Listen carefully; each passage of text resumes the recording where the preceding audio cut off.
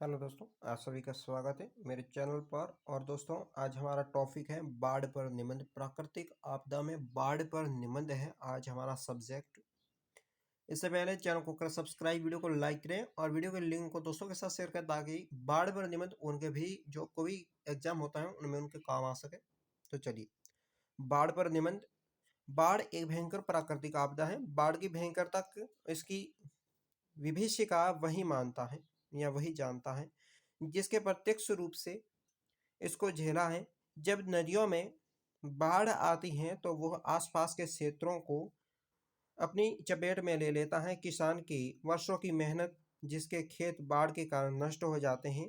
गांवों और कस्बों में बाढ़ का प्रकोप दर्दनाक होता है। यातायात के सारे साधन तबाह हो जाते हैं। लोगों के घर डूब जाते हैं। कई दिनों तक बिजली नहीं मिलती। इन लोगों की दशाएं दयनीय और असहाय हो जाती हैं। लोग अपना घर बार छोड़कर सरकार द्वारा लगाए गए कैंपों में रहते हैं या कैंप में रहते हैं। दोस्तों, दुर्भाग्यवश इन कैंप में सफाई का अच्छा प्रबंध नहीं होता। इसकी वजह से लोगों को कई तरह के रोगों का शिकार हो बनना पड़ता है। बाढ़ में फंसे लोग तक मदद पहुंचाना इतना आसान काम नहीं है। लोग अपने पक्के घरों की छतों में रहने के लिए विवश हैं। आर्मी अफसर के कई लोग बाढ़ के पीड़ित लोगों की मदद करते हैं। खाने और जरूरत सामग्री को हेलीकॉप्टर द्वारा पहुंचाया जाता है। नावों की मदद से बाढ़ग्रस्त इलाकों में पहुंचाया जाता है। वहां के पर फंसे लोगों को नाव के जरिए सुरक्षित स्थानों पर ले जाया जाता है। कई दशाएं बाढ़ग्रस्त लोगों की मदद करता है। बाढ़ग्रस्त इलाकों की दशाएं बेहद खराब होती हैं। बाढ़ के वक्त खराब बीमारियां फैलती हैं जिस पर अंकुश लगाना नामुमकिन हो जाता है। प्रत्येक वर्ष बाढ़ के कारण करोड़ों रुपए की संपत्ति नष्ट हो जाती है। बाढ़ के कारण सड़क और पुल, पेड़ पौधे सब नष्ट हो जाते हैं। सरकार की ये जिम्मेदारी है कि वो ऐसा नदियों पर बांध बनाए जिस क्षेत्रों में बाढ़ आती है लोगों को कच्चे घरों की जगह पर पक्के घरों का निर्माण करवाना चाहिए। सरकार को जरूरतमंद लोगों की सहायता करनी चाहिए। भारत के कुछ राज्यों में अक्सर बाढ़ आती है। गुजरात, उड़ीसा, असम, बिहार, आंध्र प्रदेश, पंजाब, महाराष्ट्र, केरल, जहां हर साल बाढ़ आने के अनुमान रहते हैं। केरल राज्य में भीषण बाढ़ आई थी।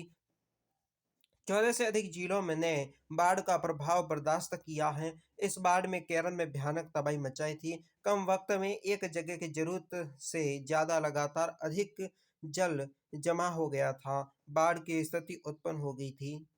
बाढ़ कई कारणों से आती है। अचानक असामान्य बांध का टूट जाना, नदियों द्वारा जल स्तर बढ़ना, लगातार बारिश, सागर में कंपन के कारण लहरें बढ़ जाती हैं। आसपास के गांवों में पानी को डुबा देती हैं, भयंकर विनाश करती हैं। अत्यधिक बाढ़ के पानी के लोग बह जाते हैं और कई लोगों की मृत्यु हो जाती है। चारों तरफ विनाश का नजारा रहता है। आज जरूरत है सरकार के प्रति वर्ष आने वाले बाढ़ के खिलाफ कई ठोस और महत्वपूर्ण कदम उठाने चाहिए।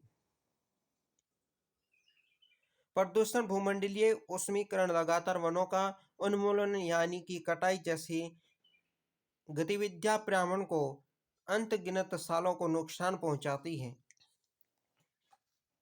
मनुष्य की निरंतर हर क्षेत्र में उन्नति करने की चाह ने पर्यावरण को अपनी रुद्र रूप धारण करने पर मजबूर कर दिया है।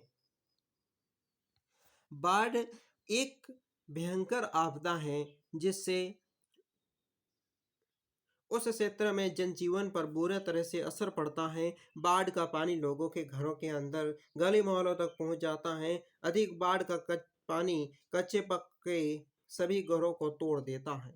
राज्यों में बाढ़ग्रस्त जगह की आर्थिक उन्नति बिल्कुल मंद पड़ जाती है। बाढ़ के कारण कई राष्ट्रीय उद्योगों में पानी भर जाता है जिसकी वजह से बेजुबान पशु पक्षी मर जाते हैं। बाढ़ के पानी बाद इन इलाकों में जानलेवा बीमारियों का जन्म होने लगता है। डेंगू, मलेरिया, टाइफाइड इत्यादि कई तरह की बीमारियां होती हैं जो सिर्फ विनाश की ओर ले जाती हैं।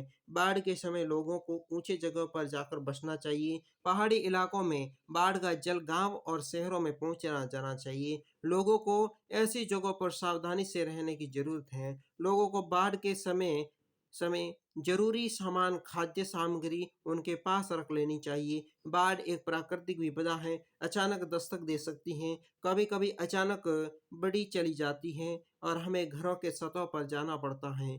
ऐसे में घर की सतह पर सहायता के लिए जानकारी दें। आप चाहें तो मदद के लिए एक स्नेह बना सकते हैं। राहत कार्यों के लिए जुटे हेलीकॉप्टर लोगों की मदद के लिए वहां जरूर आते हैं। बाढ़ दो तरह के होते हैं, प्राकृतिक और अप्राकृतिक बाढ़। प्राकृतिक कारणों से की वजह से बाढ़ आती है और अप्राकृतिक बाढ़ के जिसे प्राकृतिक बाढ़ कहते हैं, जैसे लगातार कई दिनों तक बेलगाम वर्षा होना, जिसकी वजह से चारों ओर जल स्तर बढ़ने लगता है और बाढ़ का रूप ले लेती है। अचानक बादल फटने से चंद घंटों में सब सैलाब उमड़ पड़ता है, पानी का प्रवाह तेज हो जाता है और बाढ़ जैसे भयानक नजारा देखने को प्राप्त होता है। बादल फटने की वजह से भयानक बाढ़ केदारनाथ में आई थी। इस बाढ़ ने जानलेवा नुकसान किया था, कई लोगों की मृत्यु हो गई थी और केदारनाथ के मंदिर को भी काफी नुकसान पहुंचाया था। ग्लेशियर में बर्फ का पिघल लगातार पिघलना भूमंडलीय उष्मीकरण के कारण होता है। यह भी बाढ़ आने की एक वजह है। जिसका पिघलना हुआ अधिकतर पानी नदियों का स्तर बढ़ा देता है, जिसकी वजह से नदियों का जल शहरों और गांवों में घुस जाता है। सागर में अचानक कंपन के कारण सुनामी जैसी स्थिति उत्पन्न होती है। समुद्र तल का तेज भूकंप आता है, जिसके कारण विशाल लहरों का निर्माण होता है। समंदर का पानी शहरों और गांवों में प्रभावित कर देता है। मनुष्य के लगातार प्रकृति पर प्रहार के कारण अप्राकृतिक बाढ़ का निर्माण होता है। देश में भ्रष्टाचार के कारण खराब गुणवत्ता में बांध बनाए जाते हैं, ये मजबूत नहीं होते। अचानक ये बांध टूट जाता है, हजारों किलोमीटर वाला पानी अति बांध के आसपास के इलाकों में घुसकर इसे बर्बाद कर देता है, उन्हें बर्बाद कर देता है। पृथ्वी पर ग्लोबल वार्मिंग की मार झेल रही है और वातावरण पहले से अधिक परिवर्तन हो चुका है। कहीं सूखा, कहीं जरूरत से भी अधिक बारिश, बाढ़ जैसी स्थितियां पैदा कर रहा है। बाढ़ के कारण फसलें तबाह हो रही हैं। बाढ़ की गंभीर परिस्थितियों के कारण जल प्रदूषित होता जा रहा है। लोगों को पानी के लिए स्वस्थ पानी नहीं मिलता है। गंदे पानी में रहने की वजह से लोगों की मौत होती है। बाढ़ के कारण बिजली खंभे गिर जाते हैं, उन्हें बाद में कई दिनों तक बाढ़ग्रस्त स्थानों में बिजली पहुंचाना नामुमकिन हो जाता है। जिस क्षेत्र में बाढ़ आती है वहां की सड़कें टूट जाती हैं, सड़कों को अवशेष बाढ़ के पानी के संग बह जाते हैं। इन क्षेत्रों में सड़क परिवहन बुरी तरह से प्रभावित होता है। इसी वजह से आम आदमी को कई दिक्कतों का सामना करना पड़ता है, कुछ दिक्कतों का सामना करना पड़ता है। जहां बाढ़ आती है वहां पीड़ित लोगों का इलाज की जरूरत होती है, मगर बाढ़-ग्रस्त इलाकों में चिकित्सा केंद्र पानी में डूब जाते हैं। समय पर इलाज न मिलने की वजह से कई लोगों की मृत्यु हो जाती है। बाढ़ प्रभावित क्षेत्रों का खाना नहीं मिल पाता, लोगों की निजी खाद्य सामग्री पानी में डूब जाती हैं। लोगों को ऐसा मुश्किल वक्त में टॉर्च और फर्स्ट एड बॉक्स जैसी जरूरत चीजों को अपने पास में रखनी चाहिए। इसके निष्कर्ष ये निकलता है दोस्तों, निष्कर्ष इन निबंध में लिखना है आपको। बाढ़ की नियंत्रण में लाने के लिए देश के सरकार ने विशाल बांधों का निर्माण किया है।